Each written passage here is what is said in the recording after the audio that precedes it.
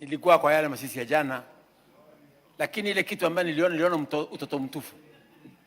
Eti ya kwamba rais wa nchi anayesimika na kila mtu katika nchi yetu na dunia mzima, kijana mdogo anasema kwamba hamuogopi. Kwani nchi yetu haina sheria yoyote ya kuita yule mtu kumuuliza haumuogopi mtu ambaye amechaguliwa na kura? Ingine kanisitueti ya kwamba Speaker wa National Assembly nchi yetu ya Kenya, kijana ambaye hana viatu ya kuvaa, hana suruali, hana kitu yoyote, anatupa mdomo kwake. Ingine ni majority leader, kiongozi wetu katika bunge hii, hawampi heshima. Kwa hiyo mimi yangu nikisema kwamba Gachagua anafaa kuheshimu wa Kenya. Na ukitaka kuwa kiongozi katika nchi yetu ya Kenya, lazima ukae chini usikize wengine. Lazima uheshimu wale wengine ndio uweze kupewa heshima. Usipoheshimu wale wengine wewe heshimika.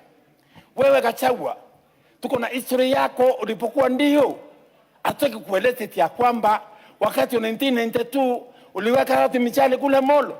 Hataki kueleza kwamba uliiba chakula ya relief ikafanya ufutwe. Hatuwezi kueleza kwamba mama Vivian Matiba ulikuwa mtu wa kwanza kusikilia yeye akawa raped bila machako kwa ndio. Hataki kuambia kwamba wewe ni mtu mbaya, mkora sio siba, anafaa kuongezwa kakoto kwa tumbo na simiti ndio siba sana.